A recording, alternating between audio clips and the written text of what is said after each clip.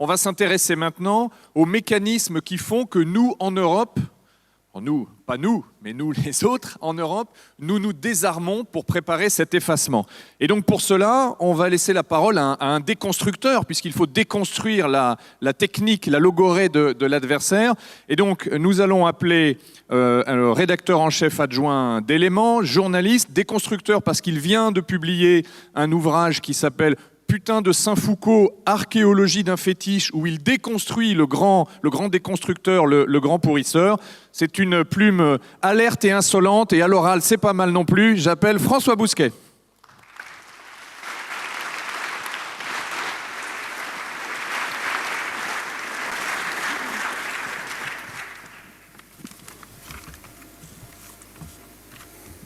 Chers amis, bonjour. Vous connaissez tous le Big Brother de George Orwell. Dans 1984, il a acquis une notoriété mondiale. Vous connaissez sûrement Big Mother, qui décrit indifféremment les sociétés matriarcales ou la sollicitude envahissante de l'État-providence, de l'État maternant. Mais si vous n'avez pas lu la réédition du Camp des Saints, assortie d'une préface inédite de Jean Raspail, vous ne connaissez peut-être pas Big Other. Big Other, c'est le tout autre, c'est le grand autre. C'est le nom que Jean Raspail donne à la nouvelle religion des temps modernes et qui est la religion de l'autre. Ce qu'on appelle en philosophie l'altérité. Et l'altérité comprise comme ce qui est extérieur à soi. Or, tout le problème, c'est là où le bas blesse, tout le problème désormais, c'est que l'altérité n'est plus ce qui est extérieur à soi. C'est nous-mêmes qui sommes devenus extérieurs à notre propre tradition. Et c'est là un nouveau chapitre du nihilisme européen, dont Nietzsche dit que c'est le plus inquiétant de tous les autres. Et c'est une maladie létale qui s'est emparée de l'âme des peuples de l'Europe de l'Ouest. La haine de soi en est le principe actif. Et Big Other, le créancier insatiable. Car il ne faut pas se leurrer, si la discrimination positive n'existe pas formellement dans les textes, en France du moins, elle est omniprésente dans les têtes. La société dans son ensemble est traversée par un immense désir de l'autre. Ce désir de l'autre se décline de mille façons. Aujourd'hui, la mode est de dire qu'il y a trop d'hommes blancs au cinéma, aux Oscars, dans les Césars, dans l'univers de la politique, dans le monde de l'entreprise. Hier, c'était de s'extasier sur la seule base de la couleur de sa peau, sur les vertus de Barack Obama. C'est tous les dimanches le baromètre, qui est un baromètre prescripteur, sur les personnalités présumées préférées des Français, les Omar Sy, les Zinedine Zidane, les Yannick Noah. Et le propre de ce baromètre prescripteur, c'est qu'il ne dit pas le temps qu'il fait, mais le temps qu'il doit faire. Et en vérité, la société est traversée, toute la société est traversée, est obsédée par les minorités visibles, sans voir que ce sont les majorités qui deviennent invisibles. Et de fait, plus d'un quart du corps électoral, je parlais des gens qui votent Front National, de 25 à 30% des gens, n'ont aucune représentation médiatique. Ce sont des fantômes médiatiques. Donc le problème n'est pas de savoir s'il y a trop de blancs à la télévision. Le problème, c'est que ces blancs professent tous les mêmes idées. Et quelles sont-elles, ces idées ?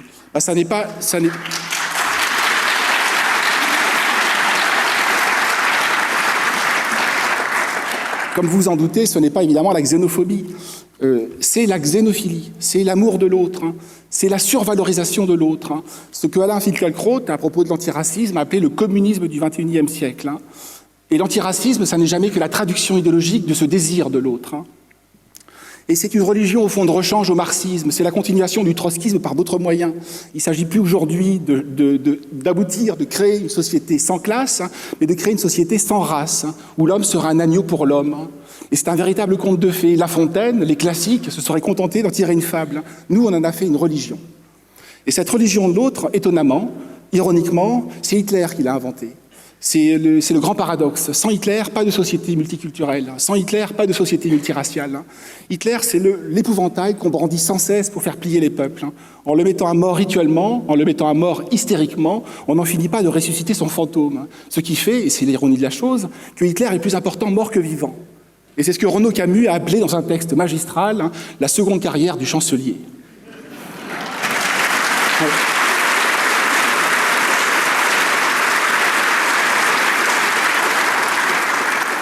Carrière qui est de loin la plus remplie, puisque c'est celle d'un revenant, venu d'un astre noir, d'un soleil noir, venu hanter la conscience des peuples européens au sortir de la Grande Guerre civile européenne de 1914 à 1945. Alors il serait trop long de retracer ici cette cette histoire de l'autre, de l'altérité. Donc je vais m'en tenir à les formes virulentes et pathologiques qu'elle a prises après la Seconde Guerre mondiale. En fait, va se diffuser en 1945 dans tout le champ du savoir un nihilisme textuel. D'abord sous les traits de la théorie critique. La théorie critique, c'est l'école de Francfort, mais ça va se diffuser dans tout le champ du savoir. La sociologie va devenir misérabiliste. L'ethnologie va devenir doloriste. La théologie va devenir expiatoire. Et un écuménisme de la pénitence va se répandre dans toute la société, de la culture savante à la culture populaire.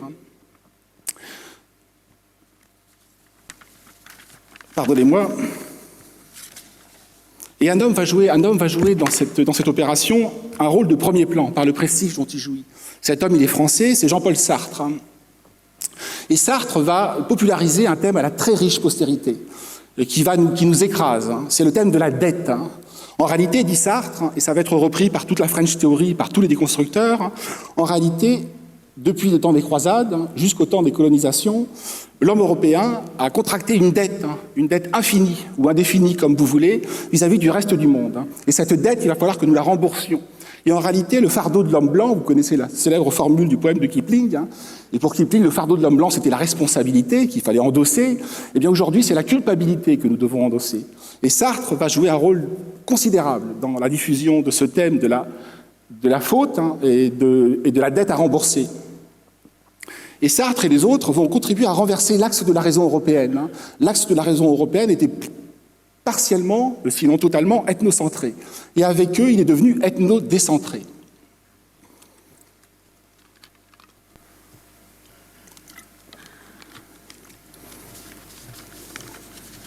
Pardonnez-moi, je reprends mes notes. Et Sartre et les autres vont diffuser, dans une perspective pénitentielle, compassionnelle, repentante, cette idéologie de la culpabilité. Et il y a un effet pervers à l'œuvre dans cette idéologie, dans les mécanismes compassionnels qui sont sans arrêt brandis par les médias, par les intellectuels, par les hommes politiques, pour nous prendre, nous, en otage, nous, Français, nous, Européens, en otage. Et l'effet pervers est le suivant, c'est de conférer aux victimes un caractère exclusivement vertueux, par le simple fait que ce sont des victimes, donc elles sont bonnes en soi.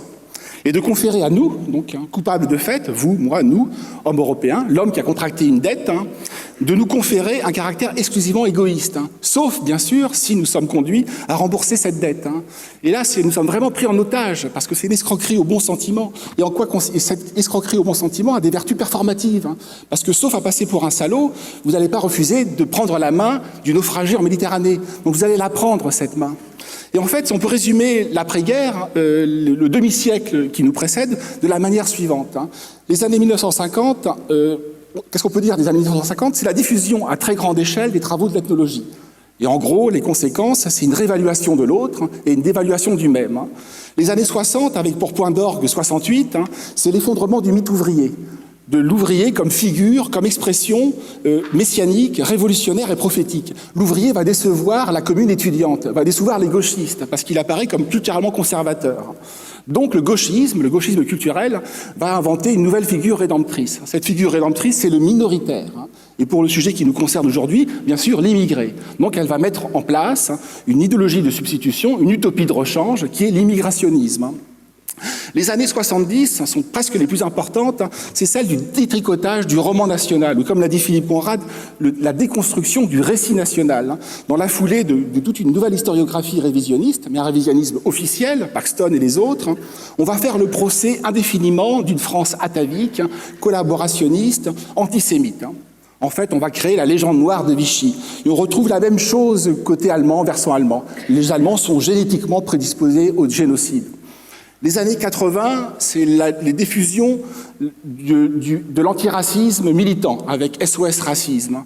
Les années 90 sont les années qui vont consacrer cette déconstruction du récit national, puisqu'en 95, c'est la repentance des institutions. En 95, Chirac reconnaît la culpabilité de l'État français dans la déportation des Juifs. Et les années 2000, les années dans lesquelles nous vivons, c'est celle de la promotion des minorités visibles et de la diversité. Et en fait, dans cette opération sur ce demi-siècle de déconstruction, un ressort essentiel dans la psychologie des peuples, mais pas seulement dans la psychologie des peuples, dans la psychologie des individus, et c'est vrai surtout en France et en Allemagne, c'est brisé. Ce ressort, c'est l'estime de soi. Nous avons cessé de nous estimer. Nous ne sommes plus désirables, nous avons cessé de nous aimer. Mais il ne faut pas penser, voilà où nous en sommes, il ne faut pas penser que c'est le dernier étage de la fusée. Non, ce n'est pas le fin mot de l'histoire. La fin de l'histoire, au sens hegelien du terme, c'est le dernier homme. Et le dernier homme, c'est quoi? On est au-delà de Big Brother, au fond. C'est l'utopie de l'homme-monde. C'est le déracinement universel. Et en fait, si on regarde bien la mondialisation, elle a opéré, c'est un fusil à deux coups, la mondialisation. Premier coup, elle nous a fait découvrir la pluralité des mondes, le relativisme culturel, les différences, une très bonne chose en soi. Second temps, elle impose partout et en tout lieu un modèle unique de développement qui fait fi des différences. Et comme l'a dit Lévi-Strauss, grand auteur dans Tristre tropique, chef-d'œuvre, l'humanité, je cite Lévi-Strauss, l'humanité s'installe dans la monoculture, elle s'apprête à produire la civilisation en masse comme la betterave. Et en fait, c'est le devenir betterave, le devenir légume qui nous est vendu aujourd'hui. Car de quoi s'agit-il en fait? En fait, il s'agit de revenir, le monde doit revenir avant la création du monde. Le monde doit revenir avant les âges des temps historiques, avant l'âge de l'identité. L'identité, c'est l'histoire. Et c'est un grand fantasme qui est poursuivi par les déconstructeurs. C'est le fantasme de l'indifférenciation. En fait, on a fait la promotion de la différence depuis 50 ans, mais pour accoucher, pour produire une société totalement indifférenciée. Et l'Europe va jouer un rôle de premier plan dans cette opération d'alchimie à l'envers, qui va consister à transformer l'ordre des identités, la richesse des identités, donc la richesse historique des identités, en vide-plomb post-identitaire. Et le rôle de l'Europe, tel qu'il est conçu à Bruxelles ou à la Cour européenne des droits de l'homme, c'est précisément de faire advenir le dessein inscrit dans le projet des droits de l'homme. Et c'est quoi le dessein inscrit dans le projet des droits de l'homme? C'est que l'Europe est dépassement de l'Europe, en fait. L'Europe ne pourra être l'Europe qu'en s'universalisant. C'est la raison pour laquelle ces gens-là sont aussi peu attachés aux frontières. L'Europe doit accueillir tous les migrants du monde, puisque l'Europe est le monde. L'Europe doit se désubstantialiser pour devenir le monde.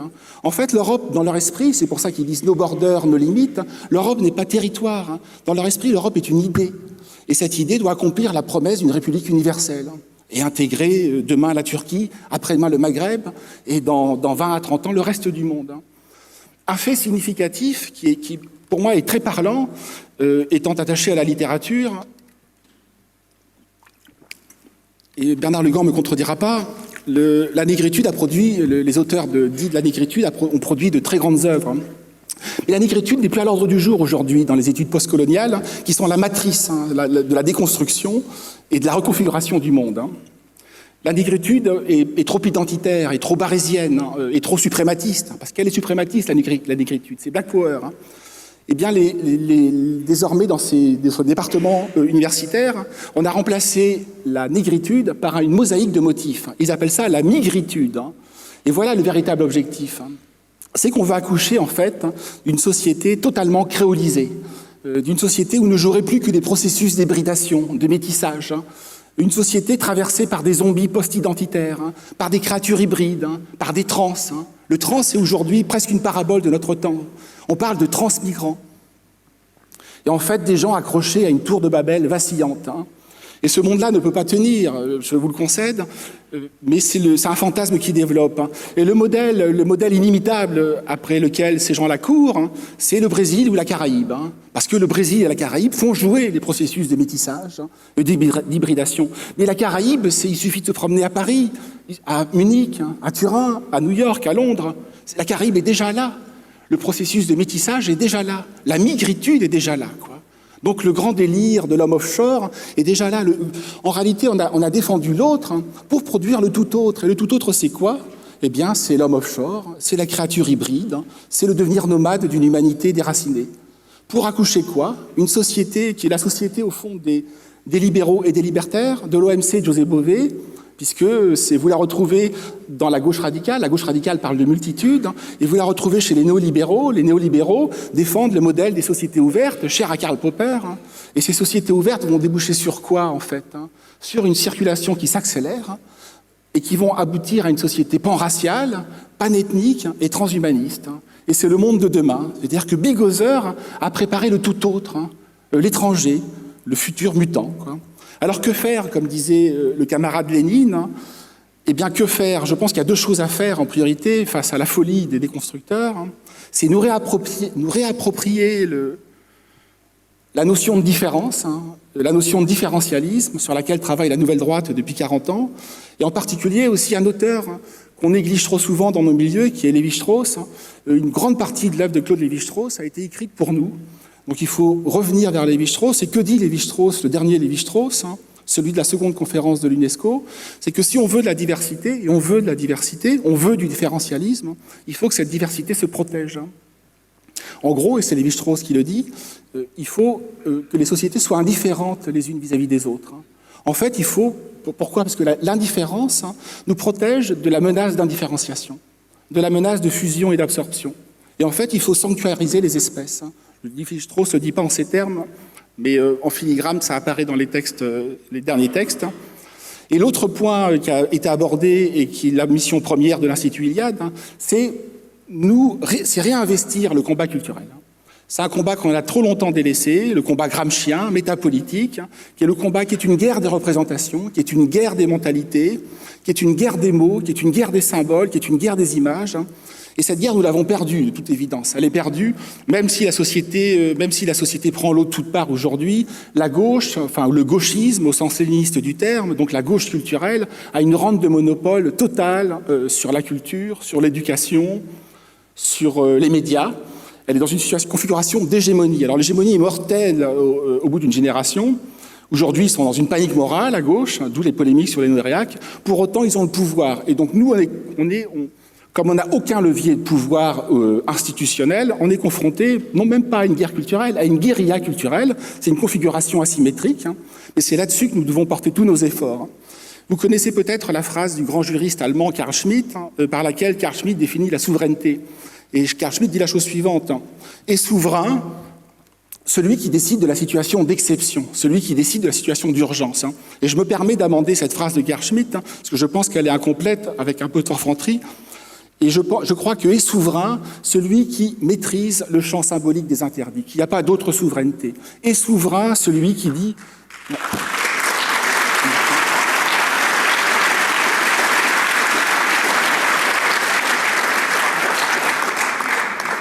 Est souverain celui qui dit le licite et l'illicite.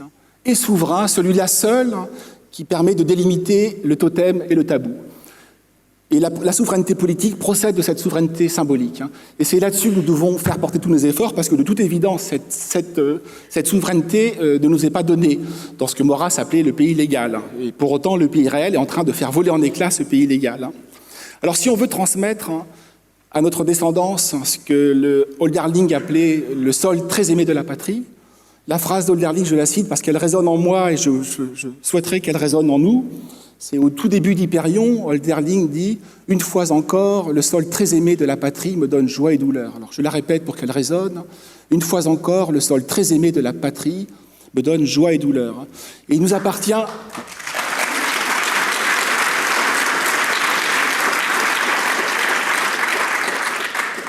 Et il nous appartient, et ce sera ma conclusion, à nous Européens, à nous Français, de faire en sorte, par notre combat culturel, qu'à l'avenir, le sol très aimé de la patrie nous donne plus de joie que de douleur, ce qui n'est pas le cas aujourd'hui, vous en conviendrez. Merci de votre attention.